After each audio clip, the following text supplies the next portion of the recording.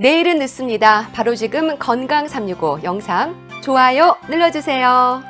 사랑하는 가족에게 전하는 최고의 선물 건강365 공유해 주시고 함께 해주세요.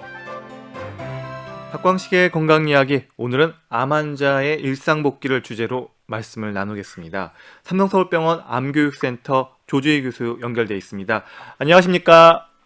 네, 안녕하세요. 조주희입니다. 예, 교수님 오랜만에 이렇게 또 전화로 연결을 하는데요.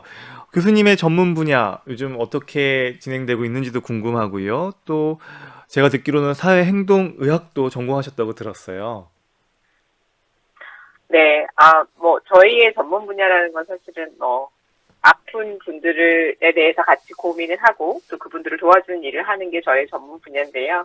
구체적으로 이제 사회행동의학이라고 하면 일반인들도 그렇고 또 특히 우리나라에서는 아무래도 예방의학이라던가 사회의학이라던가 이런 다른 용어로 보통 들으셔서 생소하실 텐데요. 실질적으로 사회행동의학이라는 건 저희 이제 사람의 건강 행동이 우리 건강에 미치는 영향을 연구하고 또 사회적으로 포괄적인 중재 방안을 연구하는 학문입니다. 그래서 흔히 오해하시는 부분이 건강 행동이라고 하면 운동이라던가 혹은 저희 잘 먹는 거, 건강한 식사라던가 네. 이렇게 단순하게 눈에 보이는 것들만 생각하시는데 저희가 생각하는 것들은 예를 들면 우리의 생각, 태도, 지식까지 모두 건강 행동으로 보고 사람들이 잘못된 생각을 가지고 있는 걸 바꿔주고 또 이제 오늘 라디오 프로처럼 사람들에게 올바른 정보를 전달해주는 것들을 연구하는 학문이 제가 하는 사회행동의학입니다. 제가 행동을 잘 못해서 저한테 가장 필요한 분야가 아닐까 싶은데 그리고 또 이것뿐만 아니라 정신종양학, 저도 이거 생소한데 정신종양학에 대한 연구도 하신다고 들었어요. 네, 저희 이제 제가 소속이 보면은 암교육센터잖아요. 네. 그래서 이제 사람들이 대부분 이게 무슨 공부를 하는 학문을 하는 거냐라고 오해를 많이 하시는데 정신종양학은 단어 그대로 어떻게 보면은 기존의 정신건강학과 종양학, 저희 이제 암을 연구하는 학문이죠. 그 두 가지를 합한 단어인데요.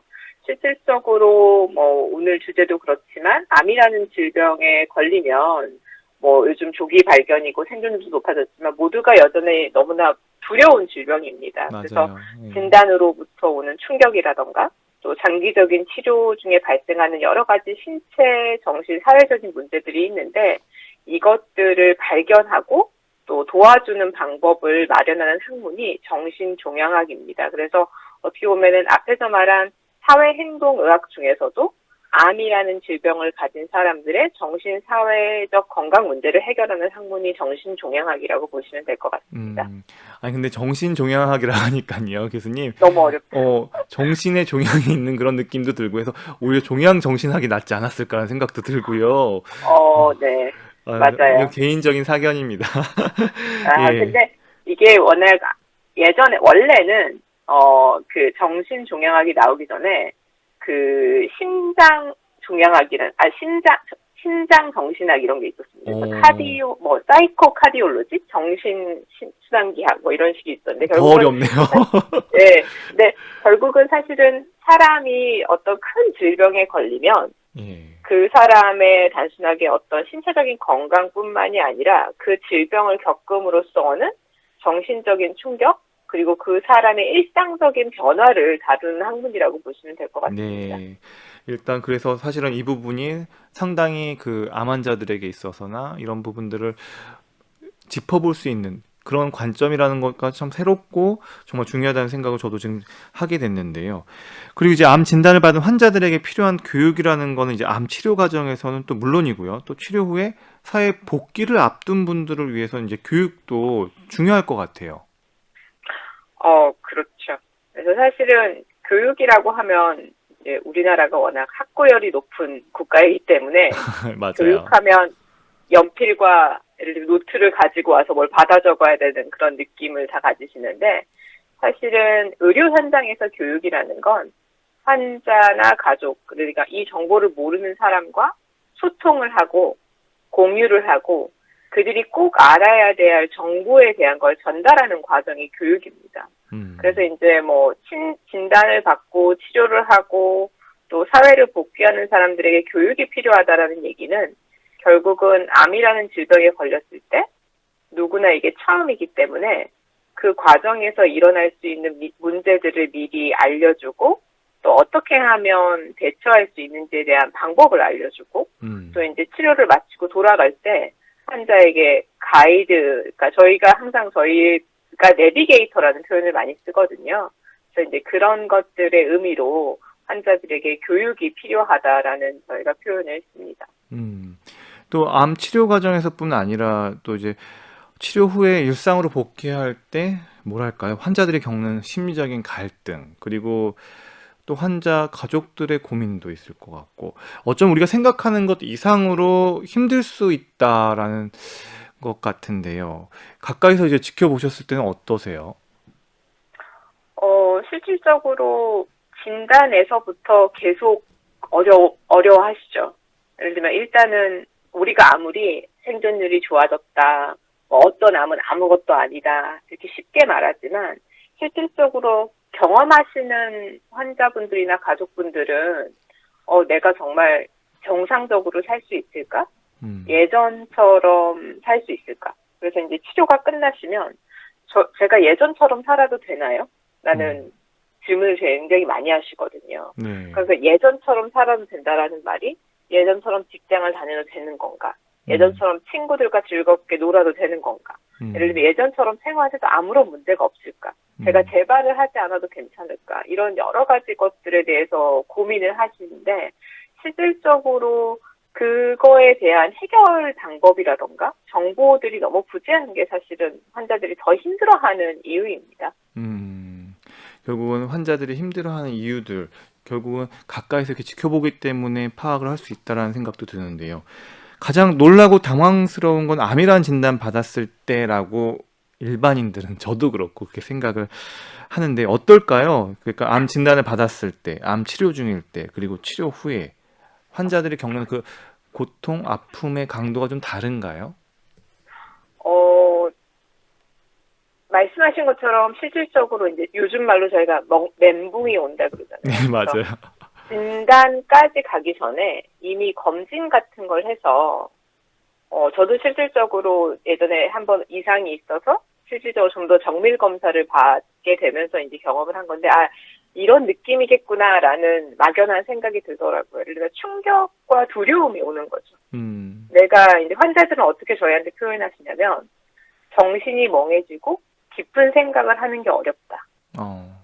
그리고 이제 예를 들면 정신이 들면 왜 하필 이런 일이 나한테 생겼을까? 나는 열심히 산 죄밖에 없는데. 그래서 화가 나서 이걸 도저히 받아들일 수 없음에 계속 다른 병원을 다니시는 거죠. 이게 혹시 아닌 거 아니냐. 그렇게 해서 이제 돌아다니시다가 또 이제 확실하다고 생각이 들면 억울하고 어떤 슬픈 감정이 몰아치고, 예를 들어 저희가 항상 이게 허망하다. 모든 게 일상이 모두 귀찮아지고. 그래서 이제 가장 환자들이 많이 생각하시는 게 암이라는 단어를 떠오르시면 아무리 주변에서 괜찮다고 해도 이제 죽는구나 내가. 그래서 이제 이게 무섭고 두려워지고, 그러면서 이제 저희 항상 말하는 게 잠을 잘 못 주무시고 또 식사를 잘 못 하시고.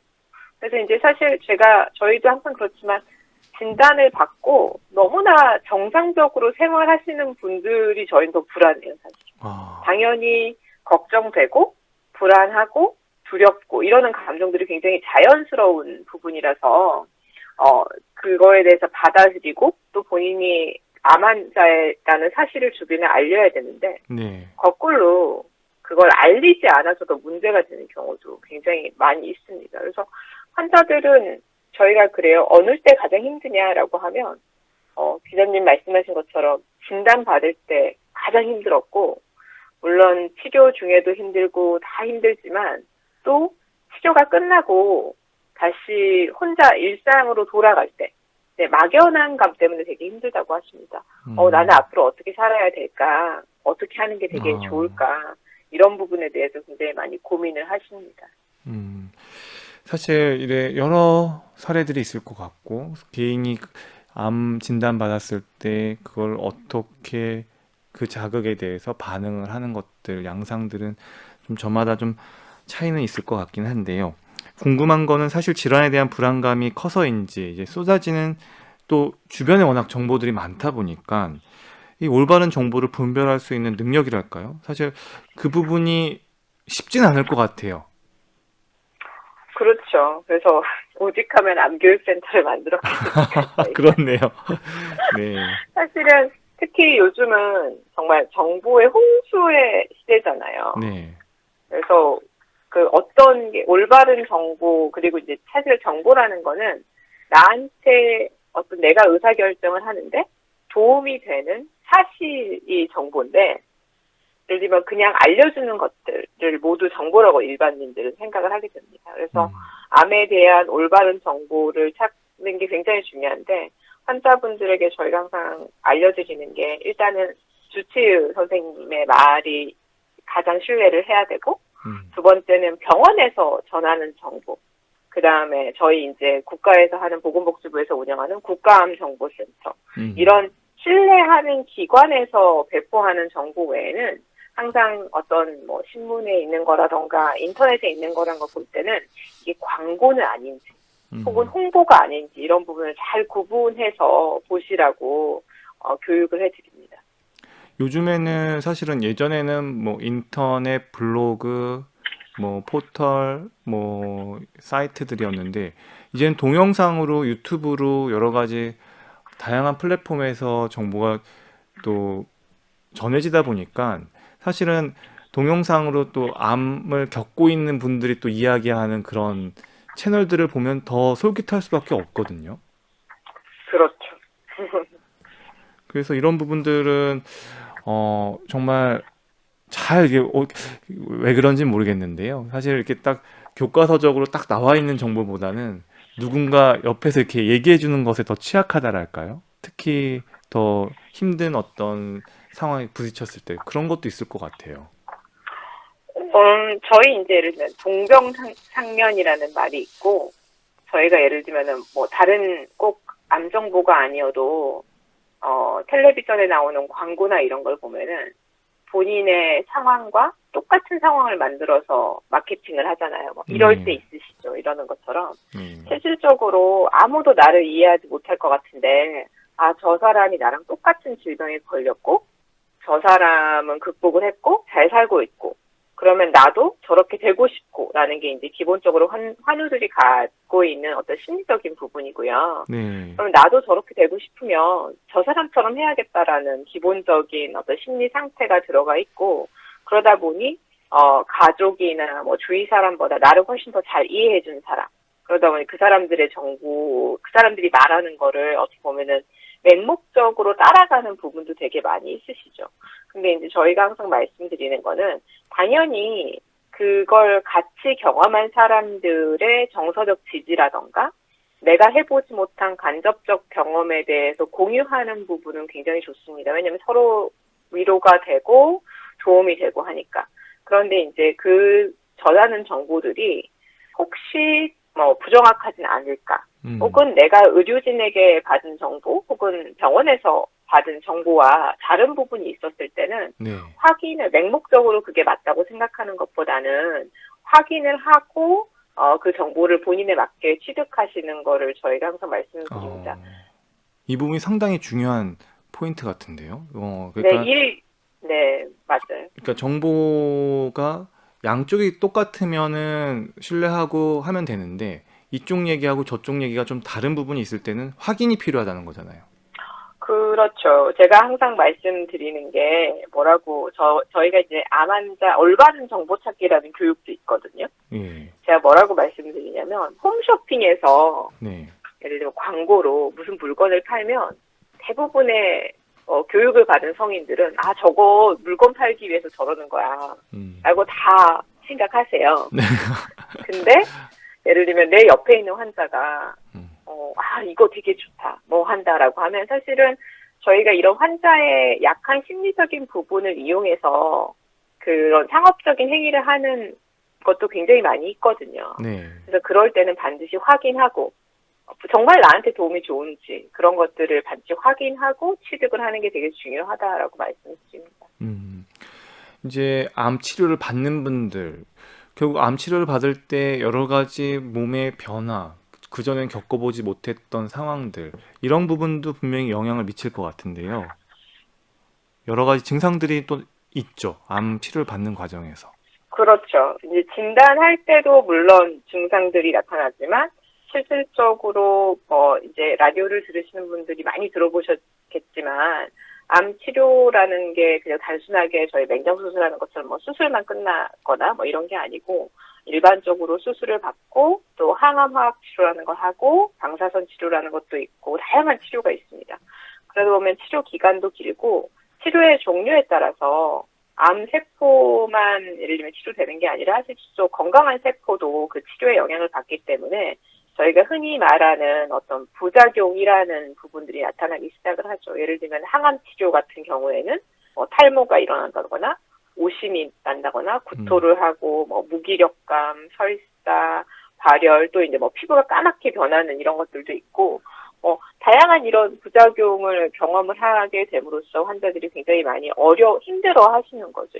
왜냐면 근데 이런 부작용들은 사실 치료 기간에 나타나는 일시적인 것들이고, 잘 관리하면 되는데, 한 번도 내가 경험해보지 못했고, 이런 것들이 더 큰 스트레스와 두려움으로 오는 거죠. 그러면 좀 암 유형에 따라서요, 조금 더 민감해야 할 증상들이 있을까요?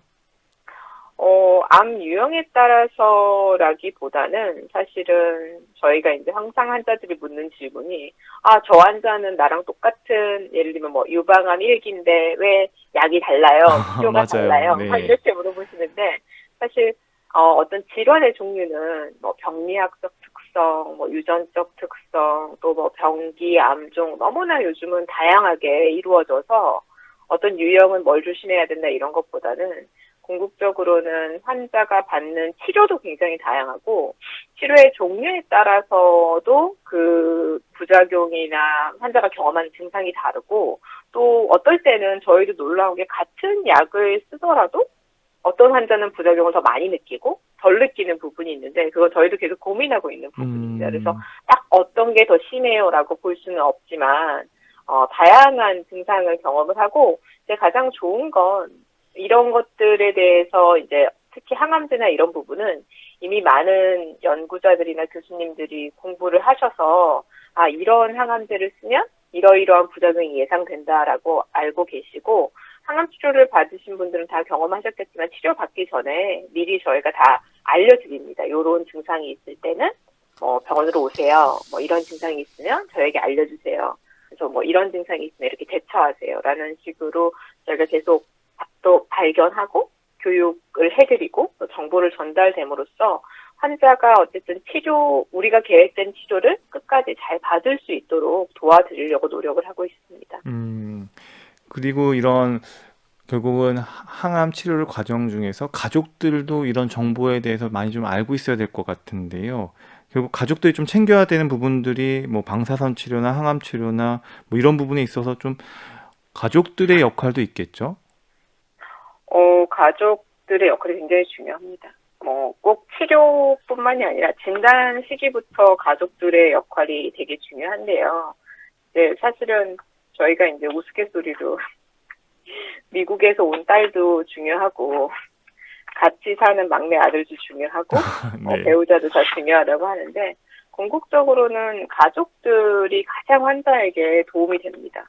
그런 만큼 또 반대로 하면 가족들이 또 환자에게 가장 큰 상처를 줄 수가 있거든요. 오히려. 그래서 그럼요. 왜냐하면 가장 옆에 있는 사람이잖아요. 가족이라는 게. 그래서 가족들이 이제 예를 들면 가족의 입장에서는 무심코 던진 말이었는데 환자는 그게 평생 상처가 되는 거잖아요. 예를 들면 누가 예를 들면 어떤 아버님이 간암에 걸리셨어요. 네. 근데 이제 아내분이 진작부터 술 좀 작작 마시지. 응? 내가 그렇게 담배 끊고 술 좀 그만 먹으라고 했지 않냐. 네. 근데 이제 이런 식의 비난은 이미 질병에 걸렸고 본인도 굉장히 두려운 감정과 걱정이 있는데 그런 부분들은 환자가 이미 다 알고 있고 본인도 괴로운데 굳이 그걸 말할 필요가 없다라는 거죠. 그리고 이제 특히 저희가 보면은 이 환자와 보호자의 갈등, 특히 입원해 있는 기간 동안이라던가 치료를 받는 기간 동안 가장 많이 갈등을 내는 대화가 예를 들면 이런 거예요. 보호자들은 환자한테 더 먹이려고 하고 좀 더 운동도 시키려고 하는데 환자는 이게 힘드니까 잘 못하시거나 이럴 때 가족분들이 이런 표현 되게 많이 하거든요. 살려면 그런 거라도 해야지, 응? 뭐라도 해야지, 응? 이렇게 해서 이겨낼 수 있겠어? 이렇게 막 잔소리를 하시는데 사실은 거기에 상처 받으시는 거거든요, 환자분들은. 그러니까 환자가 일부러 안 하는 것도 아니고 모르는 것도 아닌데 그런 예를 들어 가족들도 안타까워서 하는 표현인데 그게 참 어려운 것 같아요. 그래서 그냥 들어주고 공감해주고 뭐 이런 것들이 오히려 환자에게 큰 도움이 될 수 있는데 사실은 내가 가장 아끼는 사람이 아픈 걸 보면서 무언가 해주려고 할 때 더 상처를 주는 경우들이 있는데 그런 부분들을 저희가 항상 의식하면서 환자들을 도와주고 공감해주는 게 좀 필요한 것 같습니다. 정말 중요한 얘기인 것 같습니다. 교수님, 그리고 이제 암도 종류가 다양하고 하지만 전반적으로 이제 암 환자들을 보시면서 제일 처음에 암 진단 그리고 그 치료 과정 좀 어느 정도 이렇게 암 환자들의 자연사라고 표현하기는 좀 그런데 일단 어떤 재발 뭐 여러 가지 고비고비가 있을 것 같아요. 좀 공통적으로 묶어낼 수 있는. 네, 저희가 이제 요즘 많이 이야기하는 예를 들면은 아까 저희 처음에 얘기했던 진단, 가장 많이 흔들리고 힘들고 이 받아들임이 어려운 진단의 시기가 있고요. 그 다음에 이제 치료를 받는 시기가 있죠. 오히려 환자분들이 물론 부작용이라던가 신체적인 증상 이런 부분들을 힘들어하지만 치료 기간에는 또 되게 잘 하세요. 왜냐하면 정확한 목표가 있잖아요. 네. 언제 병원에 가, 언제 받아. 그래서 어떤 연구에 따르면 치료를 받는 기간에 오히려 심리적인 스트레스나 이런 부분이 줄어든다는 연구도 굉장히 많이 있거든요. 그리고 이제 저희가 이제 마지막으로는 이제 세 번째 기간으로는 치료를 끝나고 일상으로 복귀하는 기간. 저희가 이제 그 기간을 재진입 기간이라는 표현을 써요. 한글로는. 네. 네, 그게 뭐냐면 원래 암을 진단받기 전에 건강한 상태로 돌아가기 위해 일상 복귀를 준비하는 기간인데 저희가 왜 감기만 걸렸다가 다음날 출근을 해도 감기 안 걸릴 때랑 몸이 너무나 많이 다르잖아요. 네. 그런데 암이라는 질병의 치료가 보통 뭐 짧아도 3개월, 길게 되면 정말 1년씩도 되는데 그걸 다 받고 원래 그 전으로 돌아가려면 더 많은 시간이 걸리거든요. 네. 체력적인 면에서도 그렇고 뭐 여러 가지 면에서 그러니까 그거를 조정하는 기간이 저희가 이제 예를 들면 재진입 시기 그래서 복귀하는 기간이 있고 이때 굉장히 많은 갈등을 경험합니다. 직장을 다시 다녀도 될까? 내가 예전처럼 운동을 해도 될까? 예전처럼 이렇게 즐겁게 살아도 될까? 뭐 여러 가지 걸 고민을 하게 되죠. 그 다음에 이제 저희가 흔히 말하는 이제 생존의 시기라고 하는 게 있죠. 그래서 이제 암이 어느 정도 이 암의 재발 가능성도 없어지고 질병이 어느 정도 괜찮다라고 했을 때 이제 생존자로서 살아가는 시기가 있는데 물론 이제 생존자를 뭐 진단식도 생존자라고 한다라는 그 포괄적 큰 정의도 있지만 저희가 이제 흔히 말하는 장기 생존자라는 거는 이제 암의 치료가 마치고 일상생활로 복귀해서 살아가는 사람들을 말하는데 이 암이라는 질병에 걸린 사람들이 실질적으로 생존 기간에도 더 다양한 질환을 경험하고 또 암 치료로 인한 장기적인 어떤 현상들을 경험을 하고 또 끝까지 계속 본인이 또 다른 암에 걸리지 않도록 검진 같은 건강 행동도 해야 되거든요. 그래서 이때는 이제 본인의 건강 관리에 좀 더 집중하는 생존의 시기가 있고요. 혹은 뭐 치료를 받고 저희가 이제 완치가 되고 생존의 시기로 가지 못하는 환자분들 같은 경우에는 저희가 이제 흔히 말하는 어떤 말기의 돌봄의 시기라는 부분이 있는데요. 그 기간 같은 경우에는 항상 저희가 강조하는 게 증상을 최소화하고 환자가 가장 편안한 상태로 삶을 마무리할 수 있도록 의료진이 도와주는 그런 시기가 있습니다. 교수님께서 이렇게 한번 쭉 정리를 해주시니까 그래도 어느 정도 좀 감이 잡히는 것 같습니다. 결국은 이 중에서 사실 진단, 치료는 어떤 현대 의학이 계속 많은 공을 들이고 있고 많은 신경을 쓰고 있다라는 생각이 드는데 근데 정말 재진입 시기하고 그 생존 그 단계 또 돌봄의 단계 요 후반부는 좀 우리가 취약한 것 같다는 생각도 하거든요. 그렇죠. 아무래도 예를 들면은 일단은 저희 먹고 살기 힘들면 일단 먹고 살아야 되잖아요. 네. 그것처럼 암이라는 질환이 정말 살 수 있다라는 희망을 가지게 된 게 최근 10년입니다. 그리고 잘 살 수 있다, 생존율이 높아지고 이러니까. 그래서 보면 이제 살아야 된다는 거에 집중을 하다 보니까 더 산 후의 삶에 대해서 별로 고민을 안 해본 거죠.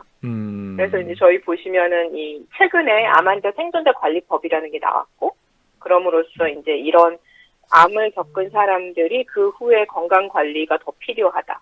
그 사람들이 우리의 중요한 자원이 더 끝까지 활용되고 이렇게 사람들이 잘 살 수 있도록 어떤 제도적인 게 필요하다라는 부분을 국가 차원에서 많이 고민을 하게 되고, 또 각각의 병원들도 저희 병원 같은 경우에도 뭐 암 환자 생존자 클리닉 이런 것들이 예전에는 없었는데 최근에 생기고 그 사람들의 건강 문제를 관리해주기 시작한 게 이제 제가 봤을 때 한 최근 5년, 뭐 길게는 10년의 이야기인 것 같습니다. 그래서 그런 부분들을 모두가 노력을 하고 있고요.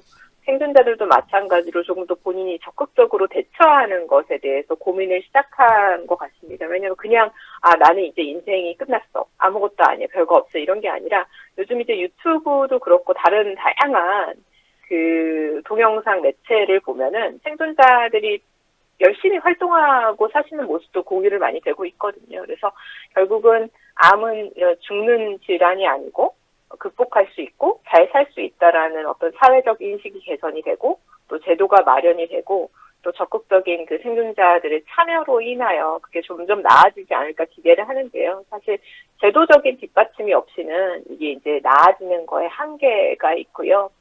뭐 마지막 마무리 단계인 완화나 이런 부분은 최근에 굉장히 많은 선생님들이 노력을 하셔서 우리나라에 어느 정도 자리가 잡혀가고 있는 부분이고요. 또 국민들의 인식도 굉장히 많이 좋아지고 있는 것 같습니다. 그래도 교수님께서 이렇게 한번 짚어주시니까요. 좀 많이 우리가 어떻게 좀 암에 대해서, 암 이후의 삶에 대해서 좀 바라봐야 될지 좀 감이 잡히는 것 같습니다. 박광식의 건강 이야기, 삼성서울병원 암교육센터 조주희 교수와 함께하고 있습니다. 건강365는 유튜브와 팟캐스트로도 서비스됩니다. 암 환자들의 일상에 대한 말씀 듣고 있는데요. 교수님, 이렇게 또 하나 궁금한 거는요. 암 환자분들이 결국 재진입 시기에 그 고민을 할 때 좀 어떤 부분들을 알고 있으면 그 재진입 시기를 좀 수월하게 넘길 수 있는지, 그때 교육적인 측면이 어떤 도움을 줄 수 있는지 좀 그런 것도 궁금한데요. 이제 치료를 마치고 보통 이제 저희가 복귀를 한다라는 표현을 쓰는데 저희가 조언을 드리는 거는 마무리 치료 단계에서 복귀 준비를 차근차근 하는 게 굉장히 중요합니다. 예를 들면 사실은 뭐 저희 요즘 고민하고 있는 직장 복귀라던가 일상생활 복귀라는 부분은 원래 치료를 시작할 때부터 사실 예측이 가능한 기간이거든요. 암 치료의 장점이라고 하면 또.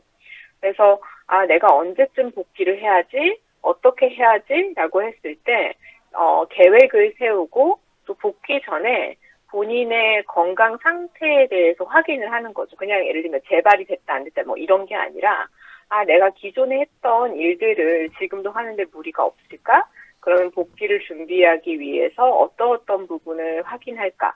라는 부분들을 뭐 의료진하고 상의하고 또 본인이 적어보는 분들이 거의 없으시더라고요. 그래서 예를 들면은 치료를 받는 기간 동안 24시간 어떻게 생활했는지를 적어보고 예를 들면 내일 뭐 회사에 복귀한다거나 일상생활로 복귀를 한다고 했을 때 그 내가 원래 살았던 일상생활의 시간표를 적어보고 그게 정말 가능한지 그러니까 미리 한번 적어보는 거죠. 그러니까. 그렇죠.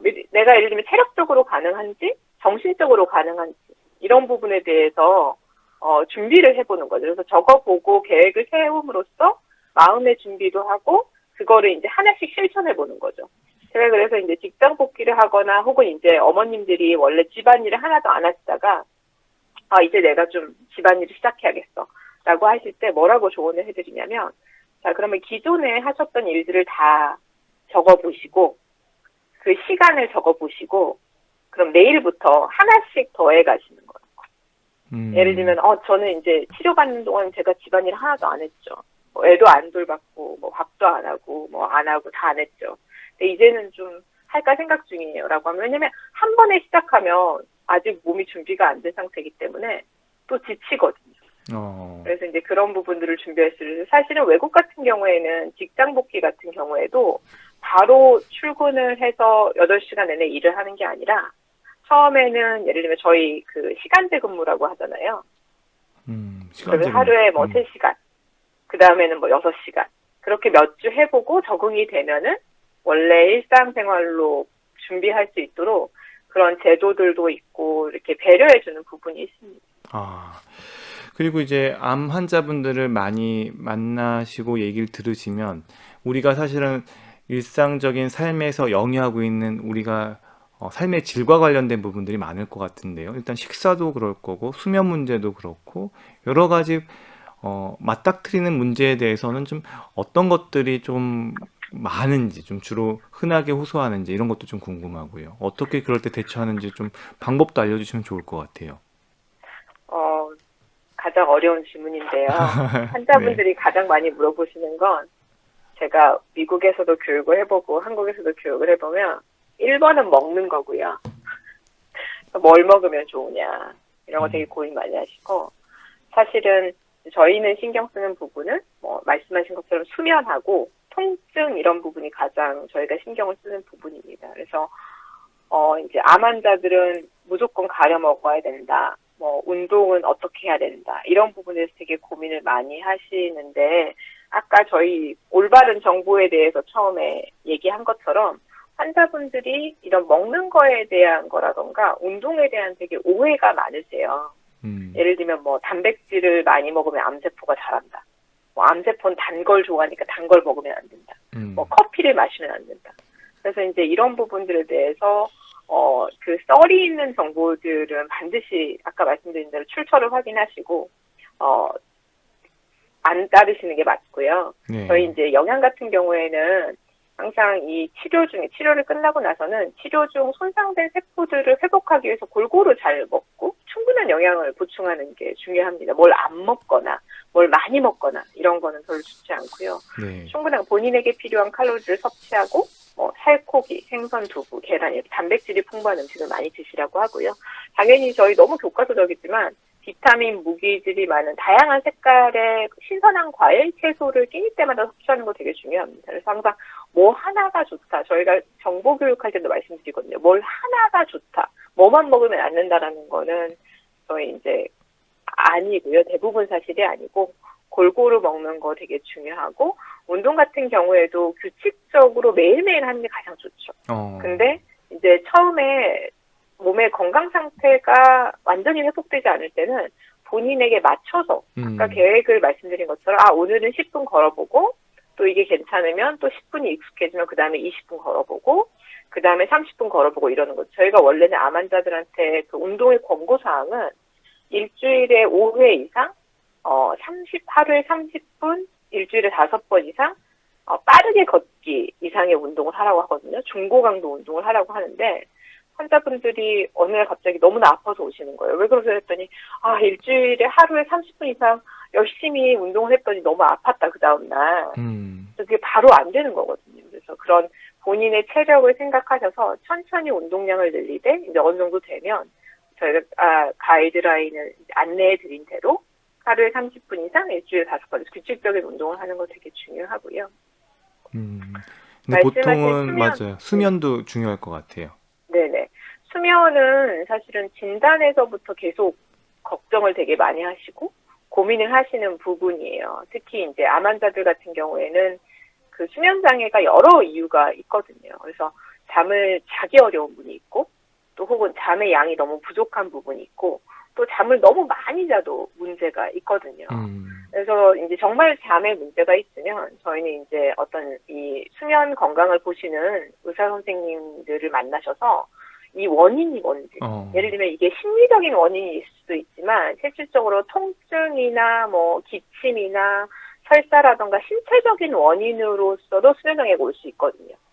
예를 들면 배변의 장애라던가 배뇨의 장애가 있어서 너무 자다가 깨서 계속 중간에 화장실을 가야 되니까 깊이 못 주무시는 거예요. 네. 근데 이제 본인은 계속 잠을 못 자 하시는데 가족들은 너무 신경 써서 그래 이렇게 하는데 사실은 그 통증과 이런 배변의 원인이었던 거죠. 그래서 그걸 조절해주면 당연히 깊이 잘 수 있는 거죠.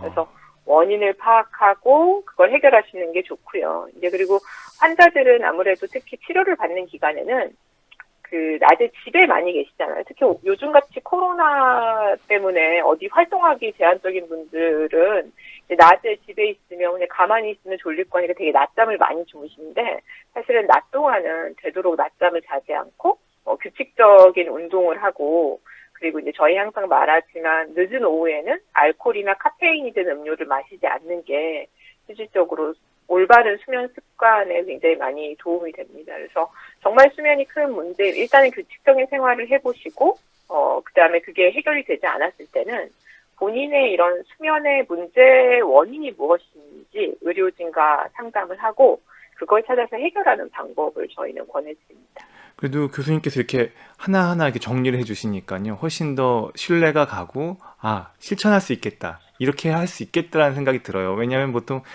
먹는 것도 사실은 주변에서 이거 하나면 돼. 사실 그게 더 솔깃하기도 하지만 딱 이렇게 교수님께 얘기를 들으니까 골고루 먹어야 되겠다. 이런 생각이 이렇게 들게 됩니다. 박광식의 건강 이야기, 오늘은 암 환자들의 일상을 위한 조언을 듣고 있습니다. 교수님, 이제 저희가 암 환자들이 치료 후에 궁금해하는 부분들을 직접 들어봤는데요. 한번 들어보시고 또 답변 부탁드릴게요. 네네. 우리 조카딸이 갑상선 암 수술을 받고 치료를 잘 받아서요. 그나마 요즘에는 일상생활 하는 데는 뭐 큰 지장 없이 10개월째 잘 지내고 있어요. 뭐 운동도 열심히 하는 것 같고요.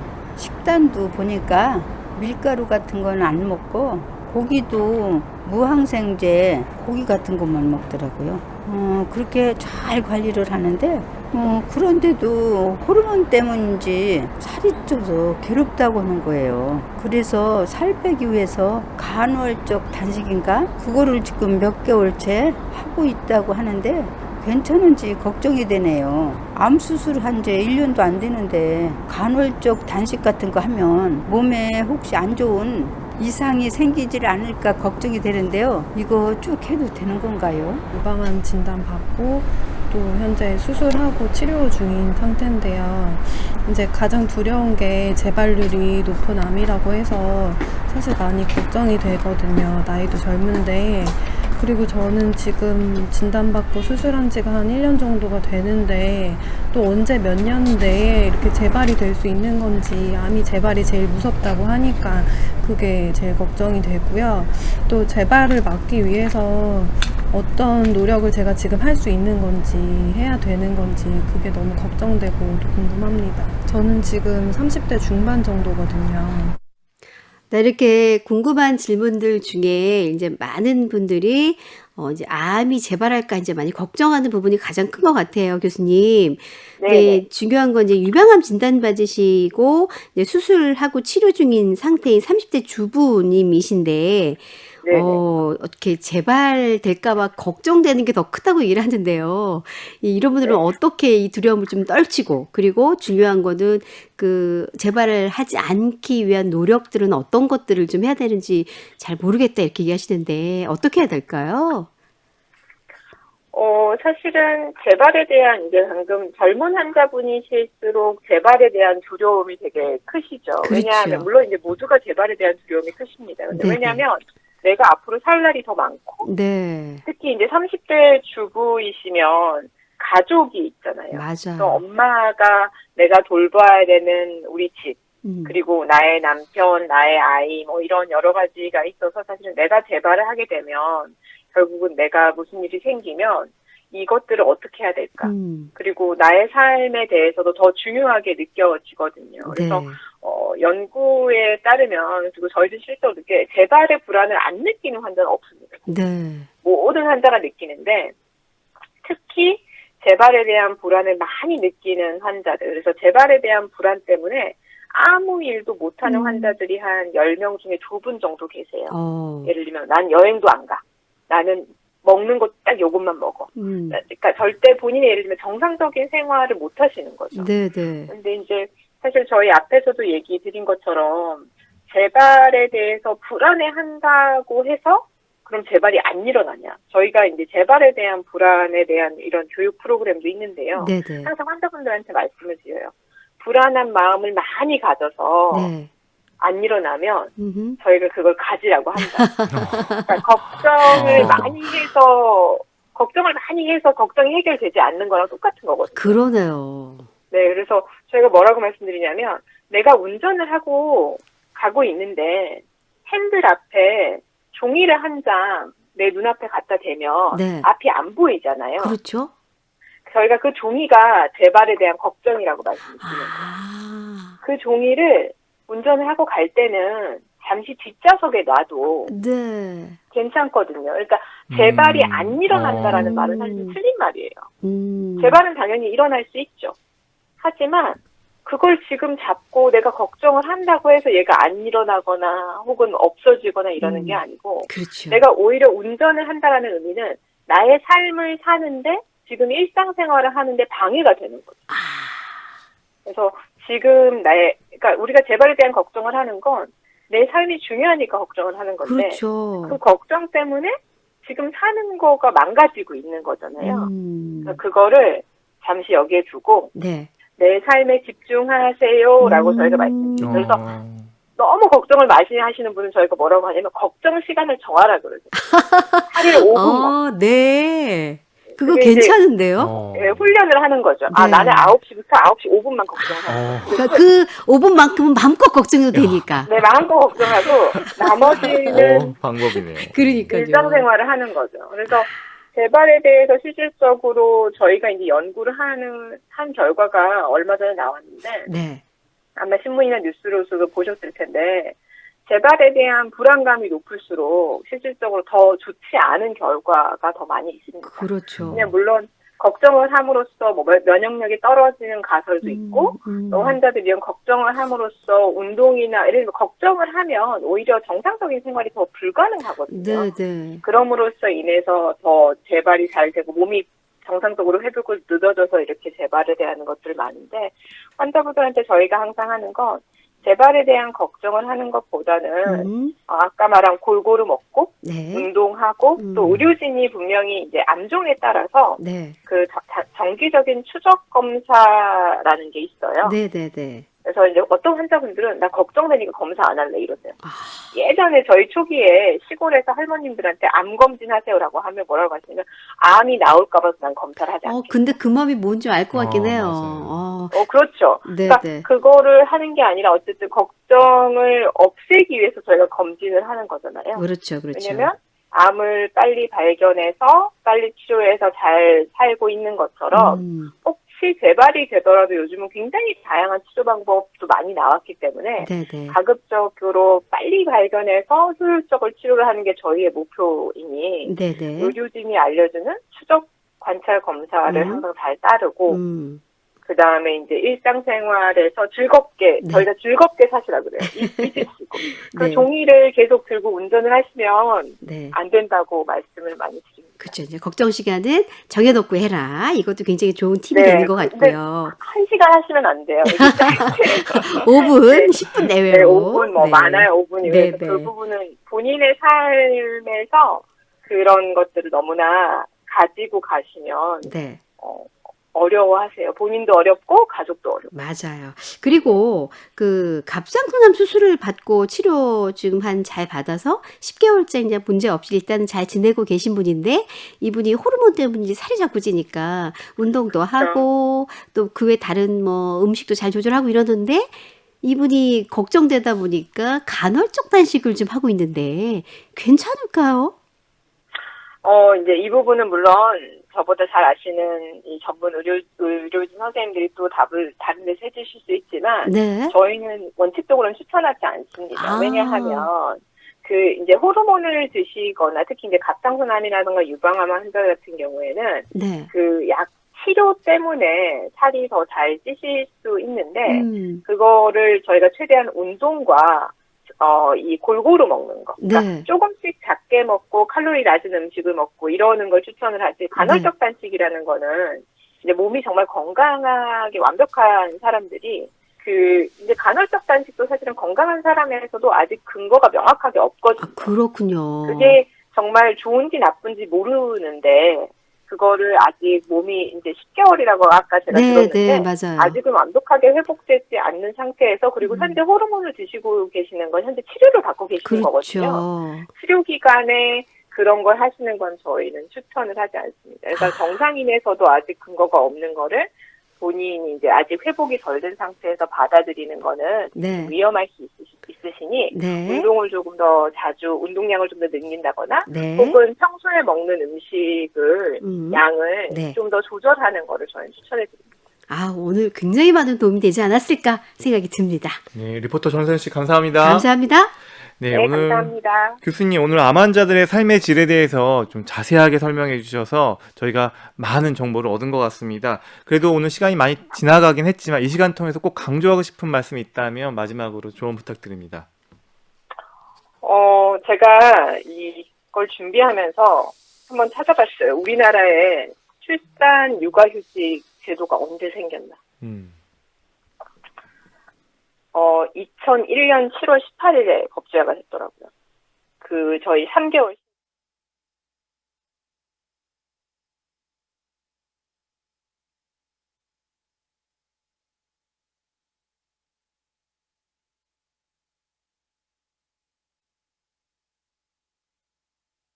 제도적인 개선이 정말 필요합니다. 그냥 잘하세요. 뭐 주위 사람들이 잘 도와주세요. 우리 아, 교수님, 지금 방금 녹음에 조금 문제가 있어가지고요. 네. 그 마지막 말씀 정리 멘트 다시 한번 제가 질문을 드리고서 갈게요. 네. 예, 지금 잠깐 네네네. 녹음이 잠깐 오류가 있었어요. 다시 제가 질문 네, 드릴게요. 괜찮습니다. 네. 괜찮습니다. 교수님 시간이 많이 지나가긴 했지만요. 그리고 마지막 시간 이 시간 통해서 마지막 조언이랄까 다시 할게요. 제가 저도 지금 말이 꼬였네요. 예, 진행할게요. 오늘 암 환자들의 삶의 질을 높이기 위한 여러 가지 조언들 해주셨는데요. 마지막으로 어떤 조언이 가능할까요?